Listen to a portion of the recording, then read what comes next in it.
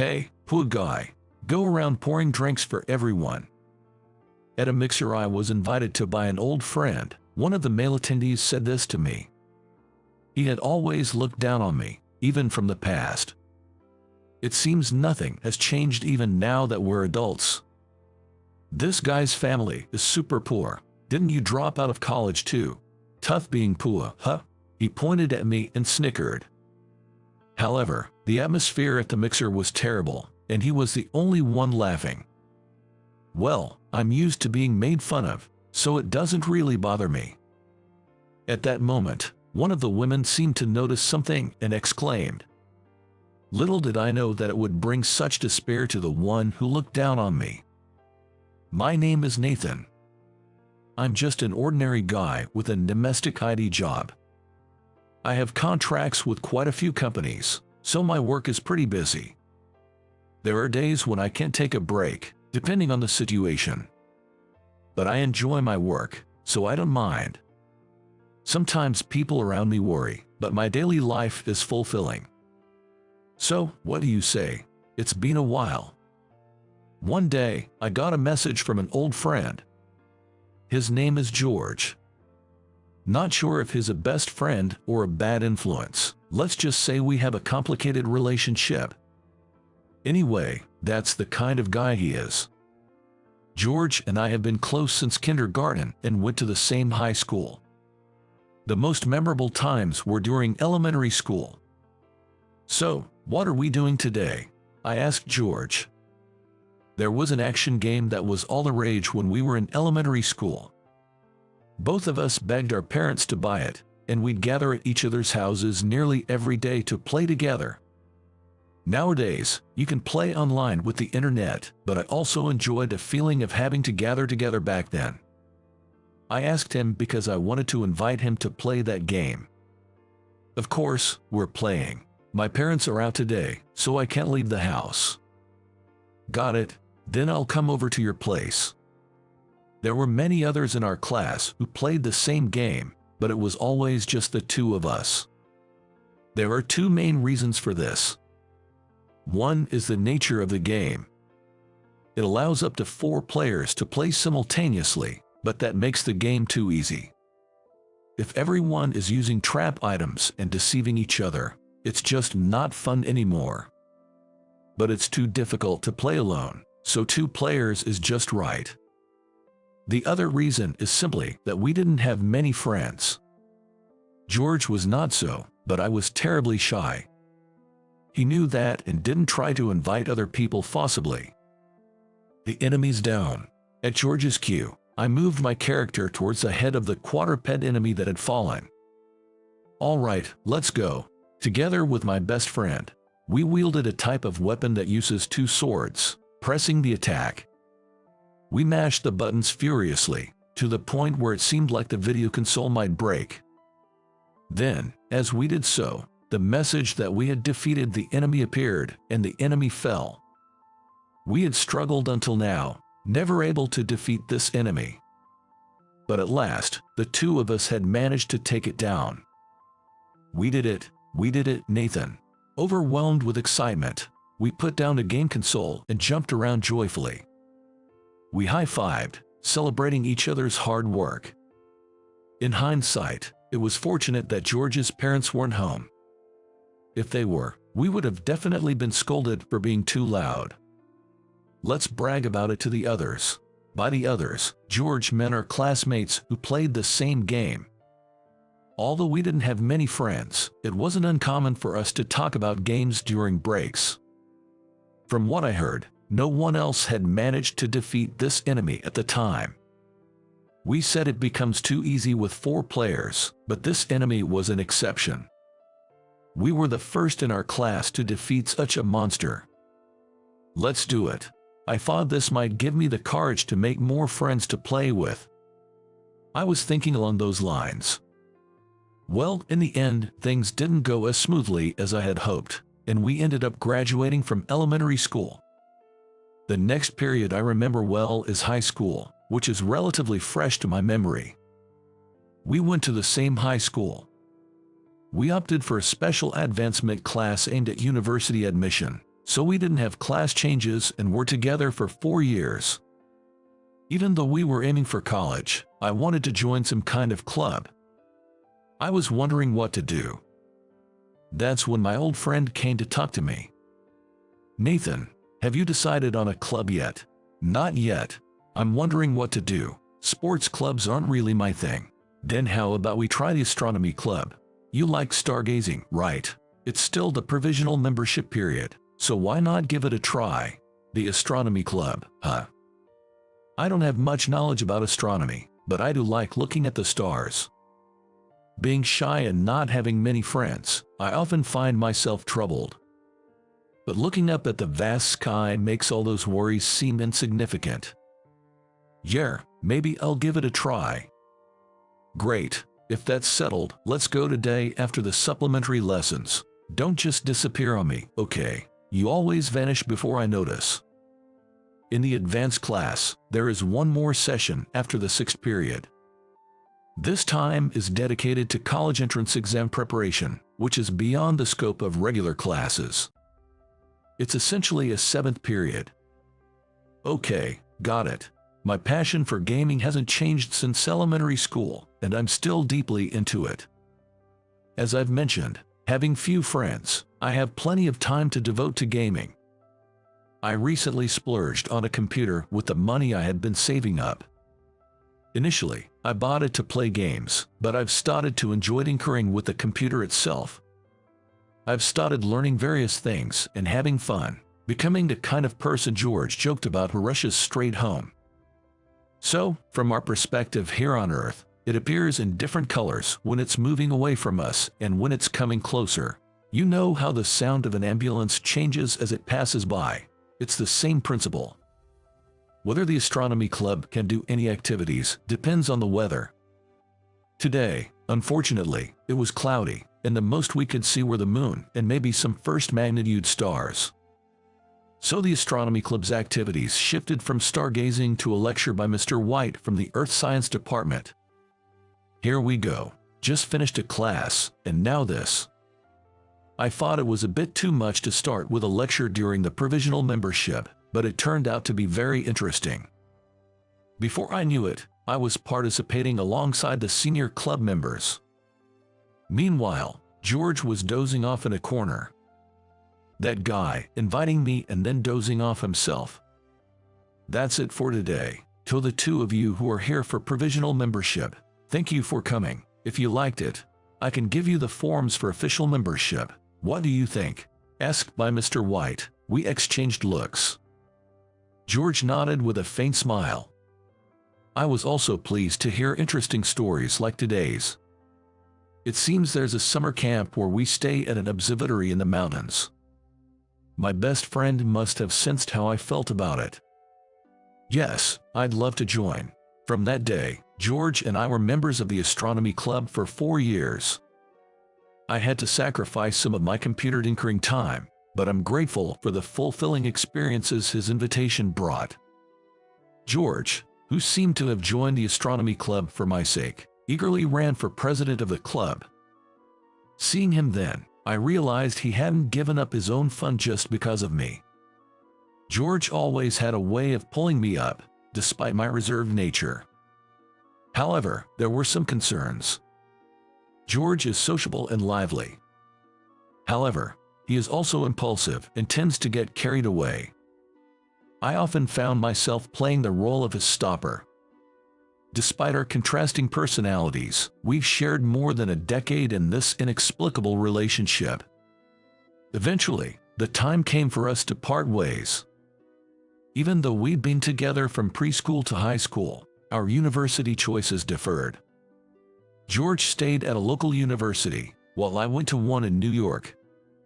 A little after our high school graduation, on the day I was moving to New York, we dusted off that game we used to play back in elementary school after a long time. Looking back, the graphics were so rough.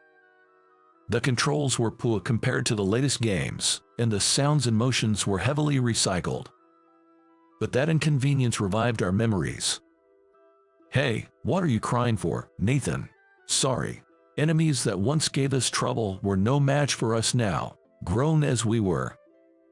The joy of growth felt oddly lonely. Keep at it in New York, Nathan. Yeah. Don't worry too much, we've got phones, so we can always stay in touch. That's true, but still, the sadness of not being able to talk face to face for a while was there, but I also harbored a vague fear. The fear of suddenly being alone after always being led by him. The fear of living in an unfamiliar place. And countless other anxieties I couldn't quite grasp. It was a jumble of feelings. Surely, it was also linked to a lack of confidence in myself. Don't worry, it's impossible for us to become distant. Seeing the anxious look on my face, George said that to me. Feeling as though he had seen right through me, I felt a bit embarrassed inside. Thanks, George. After expressing my gratitude, he sent me off with a carefree laugh. Then I started my life in New York and eventually became a working adult. We talked on the phone occasionally, but the last time we met in person was on the day I moved. How many years has it been? Busy schedules kept us from finding time, and it had been quite a while. Then, out of the blue, I received a text from him asking to meet. Of course, when's good for you? I can make it back there around the weekend after next this month. He replied immediately. I'm a bit swamped this month. How about early next month? That should work. And so, we moved the conversation forward, adjusting our schedules. In the end, we promised to go for drinks in the beginning of next month. George seemed really excited, and he had already booked a place the day after we decided on the date. He's not a kid anymore. Despite thinking that, I too looked forward to the day and worked hard. On the day of the catch-up with George, I finished work early and rushed back to my hometown. Since I was coming straight from work, I was dressed rather formally in a suit and such. This attire was hardly suitable for a reunion with a friend. So, I decided to stop by my parents' house to change. Ah, there he is. Hey, over here, Nathan. When I arrived at the designated place, George was there, waving at me enthusiastically. His bright demeanor hadn't changed a bit from back then. Long time no see, George. Yeah, it's been a while. Man, you've gotten quite impressive, haven't you? Where exactly do you see impressive in this? Jeans and a navy hoodie. I had taken out my contact and was wearing black framed glasses instead. If anything, the only somewhat notable item was my watch, but it certainly wasn't anything to be called impressive. Well, shall we go inside for now? Yeah, let's do that. Just as George urged me and we were about to enter the reserved place. You guys, isn't that Nathan and George? A voice, overly robust and rough in its language, called out from behind us. Turning around, I saw a man whose appearance matched the gruff voice perfectly. It was Ryan, a classmate from high school. Likely just off work, he was in a suit. Well, Ryan. What do you mean, well, George? After all this time we finally meet and that's what you say. George's wow wasn't at ease. It was the kind of reaction one has when they really didn't want to meet someone. Because Ryan was our arch nemesis during high school. You guys still hanging out? Nothing's changed. Ryan, who annoyingly tried to throw an arm around our shoulders.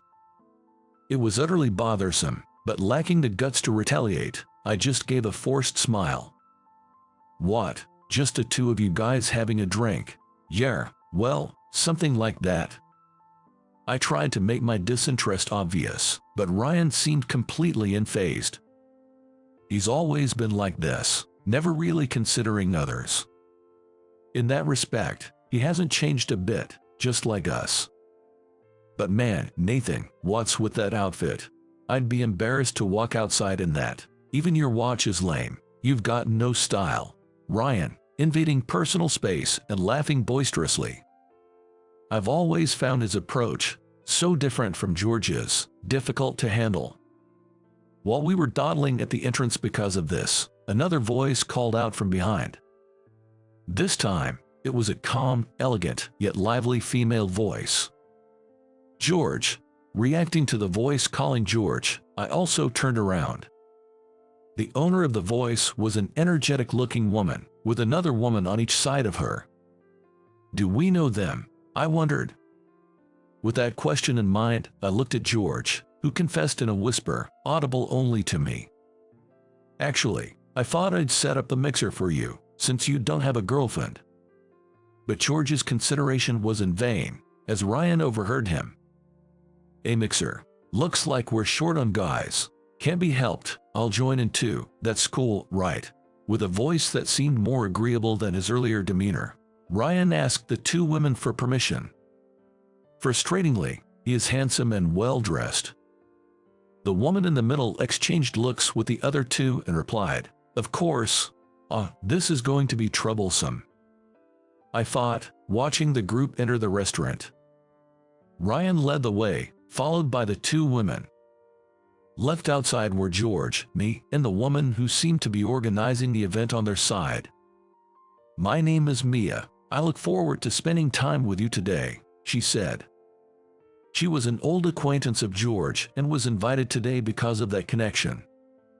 Her silky long black hair was attractive, and her refined gestures were memorable. She was astonishingly beautiful, with a slender figure. Suddenly greeted by such a person, I was flustered. I'm Nathan. Nice to meet you. When I introduced myself, Mia's eyes widened slightly. Wondering what that meant, I hesitated to ask while gauging her expression. Seeing me like this, George was grinning. Let's head inside, shall we? Yeah, let's do that. Encouraged by Mia, the three of us headed inside. Once seated, we started with introductions. I'm Mia, a senior in college. Still a student, but please be kind to me. I was surprised by her introduction. A college student with such composure and grace. Truly surprising. Following her, the other two women introduced themselves. The person in the middle was a lively woman with a short haircut. She was the woman who had called out to George in front of the restaurant. The other was a petite woman with light brown bobbed hair. They were all classmates from the same university. All three had job offers and were just finishing their thesis papers. The conversation warmed up a bit with talk about university. Despite being completely different types, they seemed to get along very well. Now it's your turn. Me, really? Suddenly singled out by George, I got flustered again. The tension had been continuous. I'm Nathan. Nice to meet you. After my mumbled introduction, Ryan burst out laughing before saying, You're too gloomy. He probably thought it was a comedic jab, but his voice was too loud. Does he not realize this is a public place? I'm Ryan. Might not look it, but I graduated from a state university. Now I work in IT. Planning to start my own business eventually. Nice to meet you all. He was putting on the same act in front of the women as before, making me want to say, Who are you trying to impress? Last up is me, George. After university, I took over the family business and am self-employed. Actually, we're high school classmates. After the men's introductions, the first round of drinks we ordered arrived. George, the organizer on our side, said a few words, and we all toasted. Even then, I was still nervous. As the food arrived, the conversation grew more lively. The thing is, Mia is really beautiful, right? So we kept telling her to go for it, and we got her to participate in the university's beauty pageant. The woman with the short haircut spoke brightly about Mia. Mia herself did not interrupt the story but sat quietly, looking embarrassed. And then, surprise, she made it quite far in the competition. That's impressive. Perhaps due to the alcohol, Ryan's voice was louder than before. It seems he has given up on pretending to be someone he's not. Even though we were in a private room, I was concerned about the noise, wishing Ryan would lower his voice, but he seemed not to care at all. That's why Mia is our pride. Please, stop it already. Mia finally spoke up, still looking embarrassed. Gradually, she began to share her own stories. The girl on the side is great at studying and has really good grades. And the one here is skilled at cooking and always brings delicious homemade lunches. The women praised each other wholeheartedly. Their bond didn't seem fabricated at all. It was clear they truly had a strong friendship, which was admirable. This restaurant is part of a chain owned by a luxury cuisine and is known for its delicious food. I had researched in advance and knew it wasn't the kind of place two guys would typically go to. George likes Western food, so it was an unusual choice for him, and I had wondered about it. Little did I know it was for a mixer. If only he had told me in advance, I would have dressed better. Only the best students, including myself, went to the state university. I, being shy, was enjoying the food on my own. Contrary to me, Ryan was smoothly chatting with the women. His conversation was awful, filled with nothing but boasts about his academic credentials, the brands he wore, and how much his possessions cost. That's why I'm trusted and respected by my superiors at work. Haha, is that so? From their tone, it seemed the women might be getting fed up.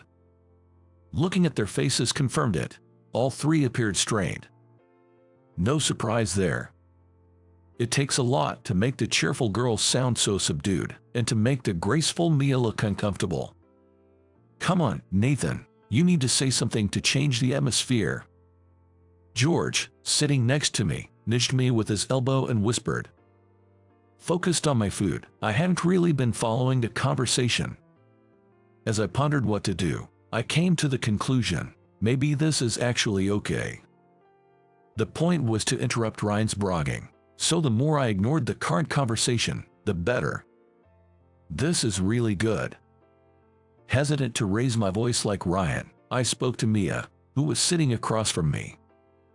It was creamy veal stew with veal stock, sweetbreads, and shavings of black truffle.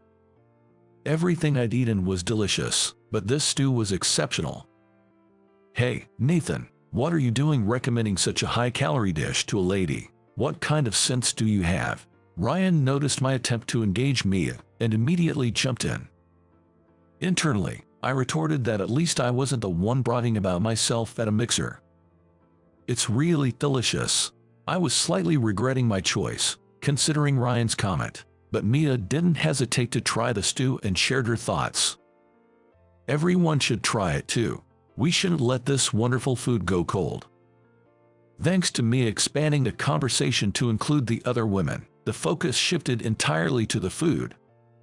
The atmosphere was no longer dominated by Ryan's boasting. Suddenly, Mia and I made eye contact. Without anyone noticing, she smiled at me. With my limited social interactions, I couldn't quite grasp the intention behind her smile. Wow, this shrimp is great. Here, Nathan, try some. The women, who hadn't touched their food for a while, were now engrossed in it. They even offered me some. Yeah, thank you. I leaned forward, reaching out to take a few pieces. At that moment, I felt Ryan's gaze on me, filled with what seemed like hatred. After a while, when everyone started to put down their forks, Ryan glanced around briefly before turning to me and saying loudly, "Hey, poor guy, go around and pour drinks for everyone." His sudden outburst drew everyone's gaze to him. This guy's family is super poor, and he dropped out of college, right? Tough being poor. He started laughing uproariously at his own insult. However, he was the only one laughing. The women were all visibly put off. "Hey Nathan, what are you even doing now? You're jobless since you didn't go to college, right?" He continued to mock with his baseless assumptions, laughing again. As I was shaking my head in disbelief, George suddenly stood up. It was clear he had reached his limit. Enough already. Typical George. George has always been impulsive. However, he never gets angry over matters concerning himself. He gets angry when someone mocks his friends, family, or loved ones. It's one of his endearing qualities. Come on, George, it's okay, really. I managed to get him to sit down again and pass the menu to the women. Maybe some of you prefer something other than beer. Order whatever you like. I want something sweet too. George, you should order something as well. I tried to divert the topic. Ryan, not pleased with being ignored, shouted again. Hey, don't ignore me, you poor thing. He seemed ready to lash out, moving past George towards me. That's when it happened. I finally remembered. The woman with the short haircut, sitting in the middle, exclaimed, Mr. Isaac, you're Mr. Isaac, the CEO of the major IT company Rockstraight. I've been offered a position, and I'll be under your care next year. Oh Nathan, you've been caught. George said, laughing. This wasn't a laughing matter. The CEO of a company was sitting here in casual attire at a drinking party, being ridiculed by a high school classmate about my educational background. Where was the humor in that? I didn't recognize you because you were dressed so casually, different from the photos. My apologies. No worries, it's a personal gathering today, and I wasn't informed there would be ladies here, so sorry about that. I replied, giving George a slight glare. Haha, my bad. Ryan stood silent, watching our exchange. Meanwhile, the women, especially the one with the short haircut, were thrilled. The photo on the website is really cool, look. Let's not do this. I tried to stop her, but it was too late. The photo of me displayed on her cell phone had already caught the others' attention. It was a photo of me with neatly styled hair, without glasses, wearing a suit. Furthermore, an unusually large image was used for the CEO introduction. No matter how many times I see it, it still looks like someone else, George remarked, laughing casually as he looked at her phone. Really, he's incredibly handsome. You look cool, Nathan. Even Mia. After that, the women continued to make a fuss about me for a while. You must be popular, right? They asked, but that's far from the truth. The real me is like this, and besides, I'm too busy to hang out with people these days. Even attending today's gathering was a stretch with my limited schedule. Look at you, Nathan, all popular, George teased. Well, hardly, I replied, embarrassed by the attention from the women, something I had never experienced before. To cover my embarrassment, I kept sipping my drink. When the atmosphere finally calmed down, the woman with the short haircut said softly, You could have just told us you were the CEO.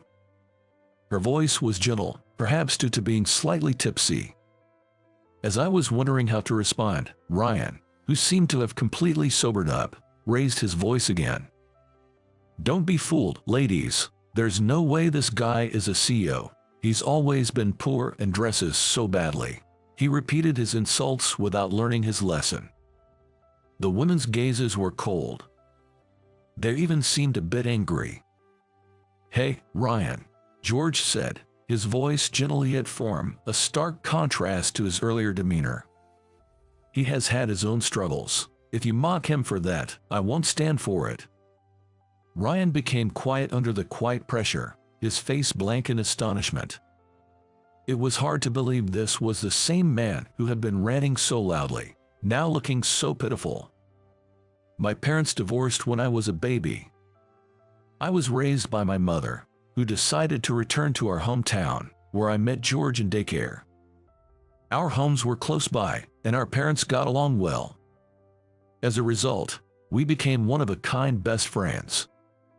We always hung out after school and joined the same club in high school. Unlike the energetic George, I am more of an indoor person. It's a strange bond that two such opposite individuals are best friends. When it was time to go to college, I bravely contacted my father in New York. Since he said, if you're going to live here, I'll take care of you, I consulted with my mother and decided to leave my hometown. By then, I was already fascinated by computers and programming. Programming was so fascinating that I worried about balancing it with my studies. But having managed to pass the university entrance exams, I assumed everything would be fine. However, things were not so easy. I barely managed my course credits, didn't join any clubs or circles, and devoted all my time to programming. I didn't do part-time jobs but took on programming project to earn money. This led to success, and I started my own company in my second year of university. The company grew rapidly, making it difficult to juggle both school and work. And that's the story. I want to focus on my company. I feel bad in spite of you supporting me all this way, but I've decided to drop out of college. When I explained this to my father, he was surprised and took a moment to think. I feared he wouldn't approve, but his response was unexpected. I've caused you trouble because of the situation with your mother and me. You've had it tough being raised by a single parent. I can play the parent card now and crush your dreams. If you have something you want to do, I'll support you, he said. That was his answer. It was an answer I hadn't anticipated, and I almost felt like crying. My dad talked to my mom about it, so I was able to choose my own path. And so, after dropping out of college, Nathan expanded his company to what it is today. George spoke about my past to Ryan in my stead, as I remained silent. Feeling a bit emboldened, I decided to chime in as well. I was raised in a single-parent household, but I did receive child support. I can accept being called unfashionable, but being baselessly labeled as poor is somewhat troubling. Ryan, faced with comments from both of us, turned bright red and twisted his face. Yet, it seemed he still had more to say and opened his mouth once more. Still, the fact remains that you're dressed unfashionably right now. To think he would say such a thing. His words seemed completely disjointed, as if he hadn't listened to a word I said. Seeing no hope, I sighed in exasperation. What was the name of the IT company you work for, Ryan? What does that have to do with anything right now? Just tell me, are you too embarrassed to say it? Provoked by my challenge, Ryan begrudgingly told me the name of his company. As he glared at me, I met his gaze and continued. That's one of our subsidiaries, isn't it? Didn't you realize that when I was talking about my company earlier?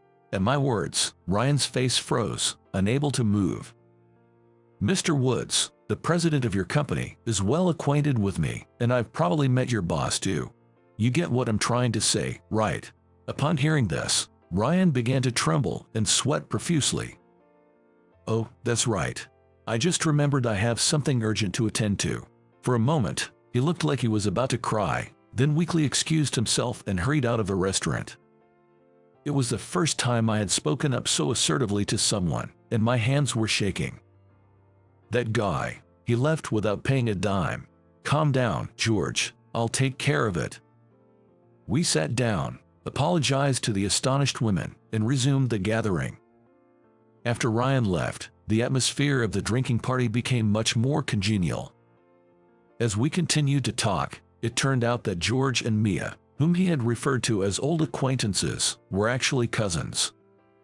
They had arranged this gathering with their group to surprise their friend, who had received a job offer from my company. But who would have thought we'd run into him, I remarked. He was quite a character, they agreed, reminiscing with distant looks in their eyes. I still can figure out why Ryan has always had it in for me. I don't recall ever doing anything to him. When I expressed my confusion about Ryan, George looked at me in surprise. You hadn't realized? He asked, somewhat exasperatedly. Realized what? I inquired, with a laugh George shared.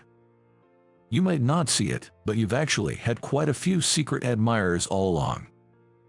Secret admirers, I exclaimed in disbelief. Yes, indeed, George confirmed. According to George, I wasn't as unnoticed by others as I thought. I wasn't the type to seek the spotlight, but I was a strong supporter behind the scenes. I quietly took care of the minor tasks that others disliked. For such reasons, I was actually quite trusted. Apparently, there were even people who liked me for being this way. One of the girls Ryan was interested in was among them, and it seems that was the reason he harbored a complex towards me. Well, no matter the reason for his complex, his behavior is inexcusable, I stated. True, George agreed. You know, I've had my own complex about you, George suddenly confessed. To my surprise, he turned to the women and started talking about me. He's always been smart, you know, even when we played games together, his test scores were way better than mine. Annoying, right? And now he's the CEO of a huge company, he boasted about me on his own accord. Refusing to be outdone, a mysterious competitive spirit arose in me, and I decided to boast about George. George has also been doing great work for our hometown. My parents always praise him. Gradually, it turned into a debate about who was more impressive. The women laughed at our foolish exchange. It's nice to see how you both respect each other, they said. We won't be outdone, right? Saying this, the woman with the short haircut placed her hands on the shoulders of her friends sitting beside her and pulled them closer. Despite being at a mixer where usually people try to make themselves look good, the five of us somehow started a competition of boasting about everyone but ourselves. It was a peculiar drinking session, but it remained cheerful until the end. As it was getting late, we decided to call it a night. I offered to walk Mia home, while George would take the other two to the station. You're cousins, so you could go home together. I'll take the two to the station, I suggested. Sorry, it's a bit daunting to be driven home by a president, who I'll be working for next year, so she says. The woman with the short haircut repeated her apologies to me. I reassured her there was nothing to apologize for. See you around, Nathan, George said as we parted. Yeah, invite me again, George. What are you talking about? You should invite me sometimes, like we used to, he replied with a teasing smile. I smiled back and simply said, sure, before turning to leave. We walked off in different directions. Mia and I walked down the dark street together. Upon reflection, this was also a first for me. I tried to think of something to say, feeling nervous. Before I could, Mia spoke up. Today was fun, wasn't it? Yeah, it was. There was a moment I wasn't sure how things would turn out. The incident with Ryan had already become a laughing matter. I was relieved it hadn't escalated. George always talked about you, Mia shared. Really? George did? Yes. Ah, that explains it. I remembered her expression when I introduced myself before entering the restaurant. I had heard so much about you and hoped to meet you someday. I never imagined it would be today. I'm not as great as he says, I modestly replied, starting to tire of the praise. However, that's not true. Meeting you today, I could tell you're a wonderful person who cares deeply about his friends, she said, looking away slightly. However, I didn't have the luxury to ponder the meaning of her actions. My heart was racing unusually fast, and I couldn't even meet her gaze. Mia, if it's okay with you, I was wondering, could we exchange contact information? I mustered all my courage to say these words for the first time in my life. I probably looked pathetic and shaky. Yet, she looked at me and smiled, saying, I'd be glad to. For someone like me, who rarely takes the initiative in social interactions outside of work, this moment felt like a miracle among miracles. A connection had been made. Let's cherish it, never allowing it to break. Since that day, the frequency of my visits back home has skyrocketed. It's to see Mia. George would say, what's this? You guys aren't officially an item yet. I, for my part, want to take things slow and not rush our relationship. Apparently, George is more anxious about it than we are, given how slowly I'm taking things. Ryan's name has somehow disappeared from the subsidiary's organizational chart. Rumor has it he did something major and resigned. Considering the issue hasn't reached me, it probably wasn't that significant. I asked George, and he mentioned that Ryan hasn't been seen around town lately. Where he is and what he's doing now, I have no idea. But well, he's probably getting by in his usual way, wherever he is. One day, back in my hometown, I was at a bar with George, just the two of us drinking. We chatted about recent events and various other things, with no particular focus. Especially about my relationship with Mia. He was persistent in asking for updates. But well, this kind of easygoing relationship is comforting. Though its form has changed since our childhood, the essence of our relationship remains unchanged. No matter if our families grow or we get older, we'll probably still be here, having these pointless conversations. Eventually, our drinks and snacks might turn into tea and cookies. George joked, sipping his drink. Hey, how many decades into the future are you talking? We laughed together at that. Even if I have few friends, having someone like George makes life enjoyable. Having a best friend is as good as having family. Sipping my drink, I was reminded of this once again.